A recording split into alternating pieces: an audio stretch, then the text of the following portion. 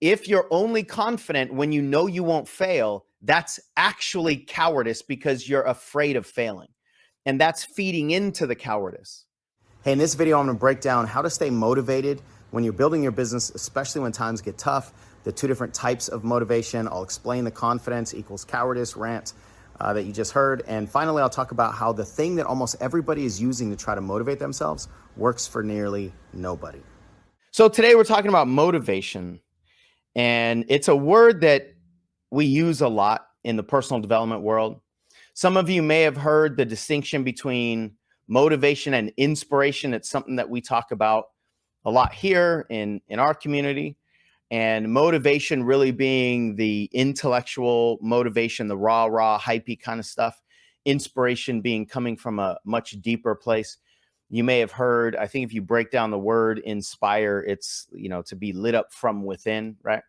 But I want to break these down at a deeper level today so that you understand. Again, like we want you to understand these concepts, because when you feel like you're struggling is not actually a feeling, but I did say that intentionally. When you feel like you're struggling, the feelings that you have when you are struggling, I'd say 99 out of 100 times, you're dealing with a motivation problem rather than an inspiration problem. And specifically, you're dealing with extrinsic reward versus intrinsic reward, right?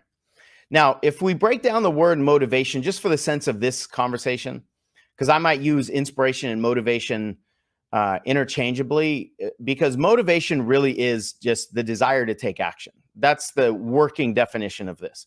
So you can desire to take action based on something extrinsic, which is outside of you, which is reward and tangible. And well, everything is a reward, but tangible rewards, like the money that you're going to get, the lifestyle that you're going to use. And I'm going to put pretty much this entire conversation in the coaching context for you as a coach trying to build a coaching business. All of these apply to, everybody on the planet, really. But I'm just going to put it in that context just so we have one filter to look through this. So you can be motivated to act based on extrinsic things. If I do this thing, if I take this action, I'm going to get this result. That's extrinsic. It's based on some kind of external response to what it is that you do. And it could be somebody buying your coaching program. It could be somebody liking your video. It could be certainly money in your business and what you can do with that money, and being having a lifestyle that you want, freedom, all that kind of stuff. Those are all extrinsic rewards.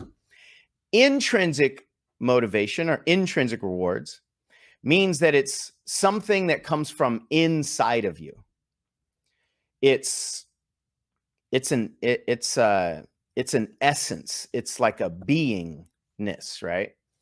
It's something that is actually natural in the sense that, like if you ask little kids what they want when they, like what they want to be, what they want to do when they grow up, their answers are going to be intrinsic, because they don't know, especially the younger that they are, they don't know that if I'm like a celebrity, then I'm going to make a lot of money and I'm going to be on TV shows and I'm going to be famous and all that kind of stuff. Kids want to do things for the act of doing things. They want to be superstars because they just want to be superstars, because they want to perform. So that's an intrinsic motivation that we all have.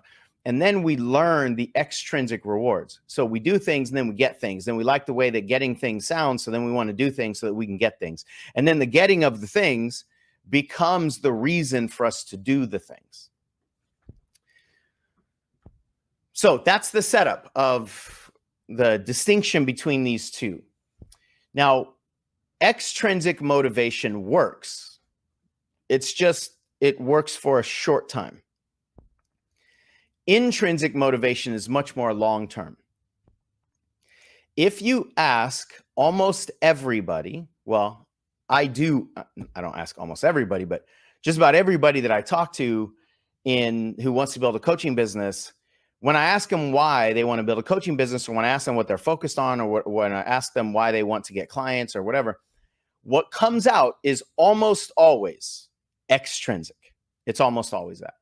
And if you look at most of the marketing in the programs that we see in the coaching market, most of them are using extrinsic motivation, at the very least to grab our attention, right? Because it works. Our brains want those rewards. So I'm not saying that we should be only intrinsically motivated and never extrinsically motivated, because that's not even possible to not be extrinsically motivated. But what I'm telling you is that almost everybody who lives only in the extrinsic motivation fails. And if you succeed, you fail, because the extrinsic motivation actually doesn't have the ability to give us the happiness that we're wanting underneath it. So one of the worst things that can happen is that you play the extrinsic game and you get all the cars and the houses and the money and the status and all that stuff, because you won't be happier because of those things. I'm not saying that everybody who has those things isn't happy. I'm saying their happiness doesn't come from having those things. And that's the distinction. So if you're only driven by extrinsic motivation, that kind of reward system will not lead you to any form of happiness. There's nothing wrong with it, but it has to have an accompanying partner called intrinsic motivation. That's the whole thing that we have to understand about ourselves, is that we have both of these motivations. We can't just turn on one of them. And I'll say the same thing about intrinsic motivation. If all you do is do things that make you feel happy, at some point in time, there's going to be a voice inside your head like, how about we get paid for this, right? Or what if we could actually enjoy the fruits of our labor? And that's okay. So this is not an either or discussion. It's understanding these two animals of motivation and why one of them doesn't work for almost all of us all the time. That's the extrinsic piece. So one of the reasons that it doesn't work for all of us is that extrinsic motivation is not in our control. I mean, think about that. How can something coming from outside of us be in our control? Like, it's just it's a done deal.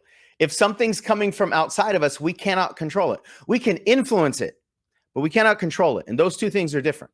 So you can show up in a certain way that influences people to have certain experiences, that might influence people to watch videos, to explore joining a program that you have or buying a product. You can do things that influences people to make certain decisions, but you cannot control those decisions. Extrinsic motivation is frustrating to the human because it relies on things it cannot control. That right there is the main reason that extrinsic rewards and extrinsic motivation fails for most people. If you think about what it is that you do want, what gets your brain, your heart, your soul inspired, it's, for most people, it's some form of making a difference, being significant, mattering on the planet, helping people change their lives. You look in the mirror, and I would say most of you look in the mirror and you either feel good about yourself or don't feel good about yourself for something intrinsic, not for something extrinsic. You probably don't look in the mirror and go, how many coaching programs did I sell today? And how much money did I bank today? And how many extrinsic things did I get back? Those are probably not the internal questions you ask when it's just you in the mirror. When it's just you in the mirror, these are intrinsic conversations we have.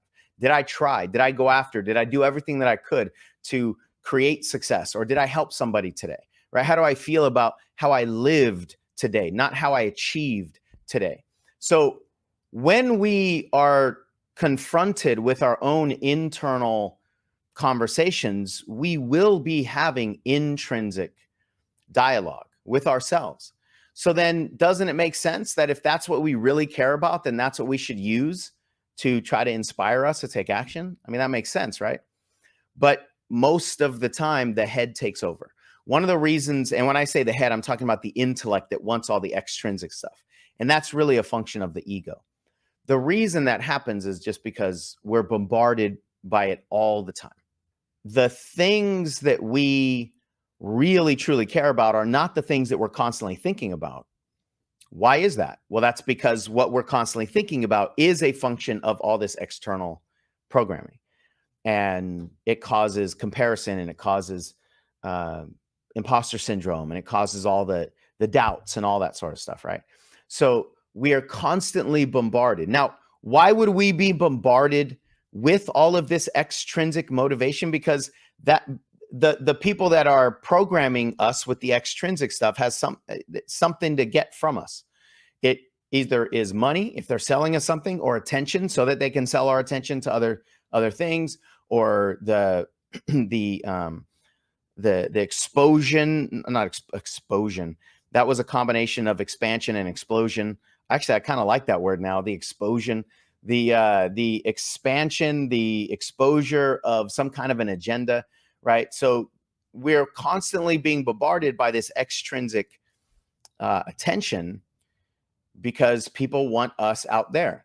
They want us out there focused on things and buying things and following and all of that stuff. Now, again, there's nothing wrong with any of that. It's just not going to drive the human most of the time when the road gets bumpy. That's the key. When the road gets bumpy. If you want to learn, I don't know why I keep using this Amazon example now, but it's like the main thing that I think about. Maybe it's because I get a bunch of stuff from Amazon, and Amazon has infiltrated our society so much, or whatever. Or I probably see a lot of, I know I see a lot of videos on Amazon, maybe because I keep using this as an example and my phone is listening right now. But if you want to make a lot of money on Amazon, let's say, and you want to set up different income streams and leverage your income and all that kind of stuff, you probably don't need a whole lot of internal motivation, because that's a very surface level endeavor. And again, there's nothing wrong with that. So if you just want to stay up there, that's cool. And you can do this work, and it's not going to get super difficult. You might have to deal with your relationship to money and stuff like that, but it's not an evolutionary process, meaning you don't have to evolve through the process. Whereas when you're increasing your skills, when you are doing the deeper work and you're exploring and playing with identities, and you're looking at belief systems, and you're really trying to do systems work, that's going to get bumpy. It's going to get turbulent. And when times get turbulent, your extrinsic motivation cannot overpower them. That's the key distinction that I want you to understand. When the times get turbulent, your desire to make money will never overpower your need to stay safe. Looking for something to take a drink of here. Your desire to make money will never overpower your need to stay safe. That is the crux of this issue.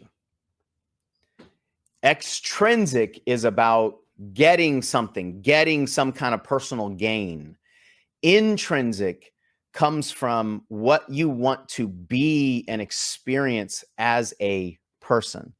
Intrinsic motivation is, for most of you that want to coach, your intrinsic motivation will be somewhere in the realm of serving people. So the extrinsic desires that we have are really based in our ego. It's our desire to achieve or to win. And deeper than that, it's actually more about our desire to not lose, which is a whole nother conversation. Our desire to not lose is based on safety. We don't want to look like a loser. We don't want people to leave us. We don't want people to not buy us, either energetically or financially or any other way. So the ego's desire for extrinsic motivation for most of us is actually coming from a place of fear. It's coming from a place of fear of being exposed and fear of losing, fear of not being competent, fear of not being able to do the work, right? So what do? Most of us suppress that fear and try to overcompensate with the extrinsic stuff.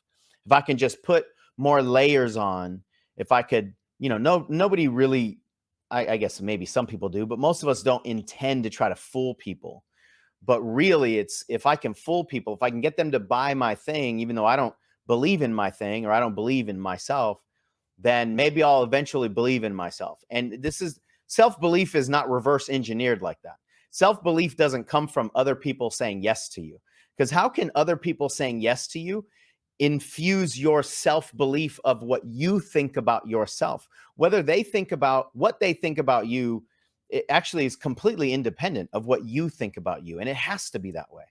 So if your self-belief is dependent on what other people think about you or what other people do in your presence, what other people respond to, how they respond to you, then you actually can never believe in yourself, because your belief in self is based on somebody else. So unless somebody else is there buying you and approving of you, then you don't have the self-belief, which means there is no self-belief, right? So focusing on extrinsic motivation is always going to be unstable. For those of you that feel like sometimes you're excited and sometimes you're depressed, that's going to be extrinsic motivation. It's always going to be unstable because the rewards are uncontrollable. And it's based on the fear of danger, the fear of being exposed, right? So when you put those two things together, your fear of losing or fear of loss and lack of control, the brain's like, nope, I'm out. I'm out. And then we go, well, what can I do to get you back in? And then we try to convince ourselves that there is a way where we know we won't fail, because we need our unconscious mind, who has committed to make sure that we don't fail and feel like a failure. We need our unconscious mind to go, okay, then since you have this guaranteed way that I won't feel the way that I don't want to feel, or I won't allow you to feel the way that I don't want you to feel, if there's a guarantee for that, then maybe I'll allow you to do it, right? Hopefully, I don't know if that got convoluted a little bit to you, but what I'm trying to explain is that it then reinforces the problematic cycle, because the only way that we'll give ourselves permission again to take more action is when there's a guarantee that we won't fail. And that's why the marketers eat that stuff up. That's why the marketer's like, hey, this is guaranteed, and look at all these people that do it, and it's so easy, and you don't have to be really good at coaching. Like, I'll just teach you how to sell your coaching product. You don't actually have to be good at it. You don't actually have to believe in yourself. Now, none of them are saying these things explicitly, but these are the messages. Oh, you're afraid of failing? Here, I have a foolproof way that'll never fail, right? So we are then more susceptible to the promises that we won't fail, which is why, and then we call that confidence. We call that confidence because it's based on the idea that we won't fail. But confidence is actually cowardice. The way I'm explaining it, confidence is cowardice, meaning if you're only confident when you know you won't fail, that's actually cowardice, because you're afraid of failing. And that's feeding into the cowardice. That's feeding into the fear of what happens if I fail. And that cycle is just it's a recipe for disaster. Intrinsic motivation is based on it's based on courage. It's based on bravery. It's based on the idea that I get to be a good person. I get to do my work. I get to feel good about what I do and how I do it, and the influence that I make and the impact that I make and the message that I send out there to the world, even if extrinsic rewards don't come to me, especially immediately. You know, we use the lighthouse analogy a lot. I wonder when I'm going to start getting YouTube commercials on lighthouses. Not yet, but maybe if I say it a couple more times. Lighthouses. I want to buy a lighthouse, YouTube. We use the lighthouse analogy a lot. I want to buy a lighthouse. I don't want to buy a lighthouse. I want to be a lighthouse. The lighthouse analogy is so powerful because the lighthouse shines its light. The lighthouse isn't, the house itself isn't a person, but there are people behind the building of the house, and there are people behind the creating of the lights. So there are personal intention behind it. You don't shine the light when you see the boats. You shine the light because you can't see the boats. And if you can't see the boats, they can't see you unless there's a light shining.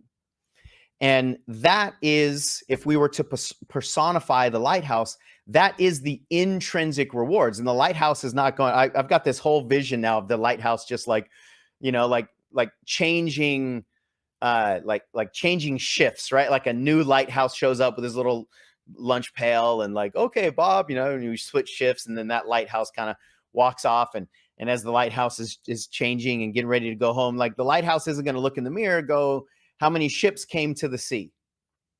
The lighthouse is going to look in the mirror and say, how long did I shine my light? And if the answer is, I shined my light the entire shift while I was on, then the lighthouse is going to feel good about himself. And some shifts are going to produce 0 ships, and some shifts are going to produce 100 ships. Maybe not literally in the lighthouse example in an 8-hour period. That'd be a lot of ships. But the point is, sometimes they're going to respond and sometimes they won't. That's the nature of this work, where you can't control people, but you can influence people. Even the lighthouse can shine its light, but it can't make the boat come to it. It can influence, but it can't control. How's this landing for you guys so far, by the way? I know we've talked about some of these things in different ways, but I want this specific depth of inspiration, motivation, extrinsic, intrinsic, to really, really land for you, because if you're trying to build a coaching business, what we've seen is that, I mean, I've genuinely not seen a single person that I know, that I've talked to and like really understood, succeed extrinsically. I've not seen a single person do that. I've seen short-term success. You get inspired, you hyped up, rah, do some things, and you want to chase money and stuff like that. But I've never seen anybody really succeed chasing extrinsic motivation. And when we talk to coaches about their internal game, the ones that do succeed, their motivation is, I'm not going to say 100% intrinsic, but it's mostly intrinsic, because it's the intrinsic motivation that you have to keep going when things get tough. That's the distinction here. Your extrinsic motivation is about the ego's desire. Your intrinsic motivation is about your soul's desire. And they just operate differently. If you think about a balance beam, I want to give you one final analogy here. Think about a balance beam, right? We're all trying to walk on the balance beam, and we've usually defined success as not falling off the balance beam. That's the not loss definition of success. Don't fail. And when you're trying to not fall on the balance beam, you're not going to be fluid. You're actually not going to have as much balance as your body normally has, because you're afraid of falling. And that fear of falling is going to be looking at the mat. It's going to be looking off the balance beam, because your attention is going to go where the danger is. Versus if you're not afraid of falling, then there is no danger out there, and you're going to be focused on the balance beam, because that's what you are intending, right? You're intending to stay on the beam. You're intending to do the work that you're doing on the beam without this fear of falling. So why would somebody who's on the balance beam not be afraid of falling? It's not because they believe they won't fall. It's because they know they'll get back up. And if I know I will get back up on the beam, then falling off the beam doesn't scare me.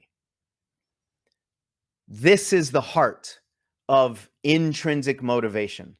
When you know that failure won't destroy you, then your fear of failure is diminished, maybe even dissolved completely. That doesn't mean that you enjoy failing, but you just know, even if you fall off the beam, you're going to get back up off the beam. But what do most of us do? And this is programming in our whole lives, personal development in general. So what most of us do is we fall off the beam, and then we contemplate. We contemplate how much we suck because we fell off the beam. We contemplate the mistakes that we made. And then usually in that contemplation, in my analogy that I was thinking about this morning, it's like the person falls off the beam and then rolls over, and maybe gets into a fetal position during all this contemplation and self punishment. And then the identity is at stake here. The identity is on the table to discuss, meaning I fell, but I am a faller. I failed, but now I am a failure. It's when your actions become your identity and you're afraid of failing that there's a huge, huge problem. Because once you're off the beam and you roll over, and now you're contemplating what do you have to do to make sure you never fall again. This is where most dreams die. That right there.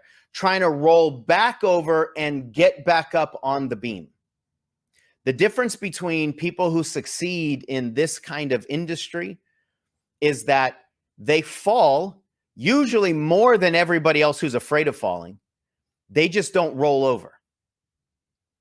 They don't roll over and then contemplate what it means to them that they're a failure, because then they have to get rid of this I'm a failure concept to then roll back over and get back up on the beam.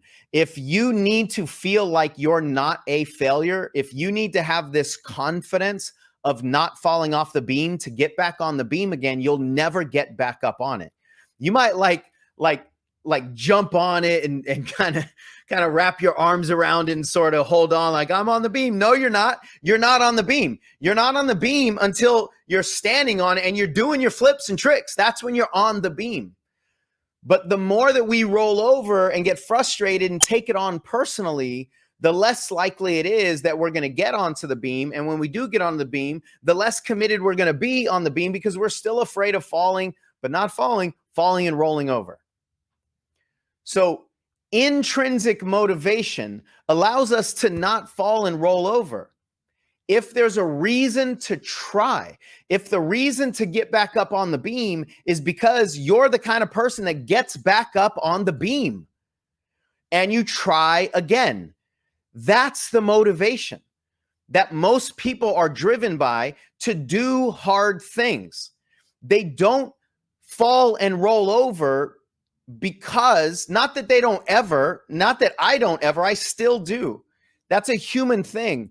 But what I'm trying to help you understand is the game is won in falling and getting right back up as fast as you possibly can. And the motivation to do that is because you're the kind of person who does that. You're the person who shines their light. You're the kind of person that tries. If you fueled your identity as a trier, even though this is like a super elementary concept, which is actually why it really works for kids. It's a very elementary concept. If your identity is one of a trier rather than an achiever, you'll go farther. Because when you fall, your intrinsic motivation to try is more powerful, and you can flip that switch more immediately than your extrinsic motivation to achieve. And then it goes all back into everything I've been talking about. You need to know that you're going to achieve. And if you don't achieve, then you feel like a failure. So I called this concept the other day during a training, intrinsic identity inspiration. What does that mean? It means you have intrinsic inspiration for all the things that I just talked about, but it's based on an identity that you have. I am a trier. I am a server. I serve people. It's what I do. For me, it's I am a teacher. My business can be doing whatever it's doing. It can have a bunch of money coming in. It cannot have any money coming in. What I've learned relatively recently is my feeling as a human won't depend on any of that stuff. It's going to depend on whether I'm teaching or not. If I'm teaching and people are not showing up to learn, that doesn't matter. I'm still teaching. That doesn't mean that I'm not going to focus on it and track a little bit, but I'm not going to be fueled by it. In other words, I'm not only going to teach when the classroom is full. Most people only teach when the classroom is full. And how the hell do you get a full classroom when you're not teaching to fill it? So you have to have an intrinsic inspiration to do the work that's actually going to get all those things, but they're going to be byproducts of your intrinsic desire to take action. And when that is an identity of yours, you're set up to win this game because it's going to get bumpy. It's going to get tough. If you keep going because of who you are, if you keep going because of how you want to be on the planet and what you want to do for the sake of just doing it, because it's driven by an identity inspiration, you've got a chance. Because when the extrinsic rewards don't come, and there is no business where you're going to constantly get an influx of extrinsic rewards, most of the time you're not, actually, especially in the world of coaching. So if most of the time those extrinsic rewards are not going to come, then please don't be fueled by them, because most of the time you're not going to have fuel in your tank. So where's the fuel going to come from? It has to come from inside. It has to come from your feeling of identity inspiration. I teach because I'm a teacher. I serve because I'm a server. I do this thing because it's who I am. If you're a coach, then coach. If that's what fuels you, then do that thing. And the more that you're fueled by internal inspiration, the more you will get external rewards. And now you've got both of these working in conjunction with each other. Because let me tell you, external rewards feel good. They do. There's a dopamine hit there. There's an injection of something that feels good. We all want to win,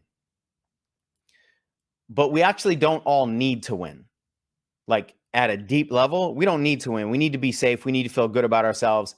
And so when we just put the wrong fuel in the tank, that's when we have a problem. But these things are connected to each other and they can fuel each other.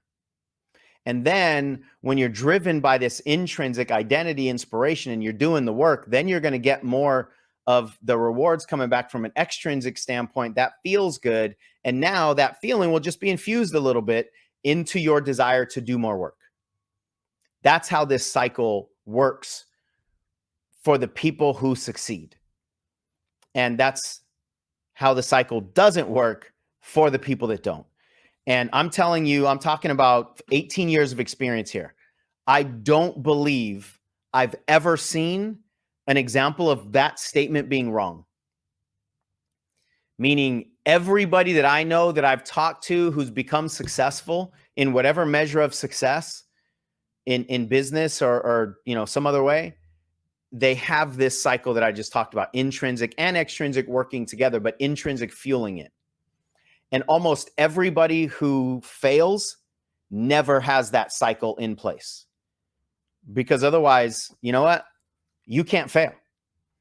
On a path that everybody can win if they stay on the path, when you get this cycle going, you can't fail because the path will grow you. I don't know when you're going to succeed. I don't know the details, but you cannot fail on an evolutionary path unless you quit. And the cycle of extrinsic motivation is just going to cause more people to quit more often. Now, if you like this video, check out that video right there. We're going to talk about strategy and making money. That's about how to get your first or next paid coaching clients. When you explain to them that there's a framework, but inside the framework, there's a lot of flexibility based on their personalized needs, people appreciate that. And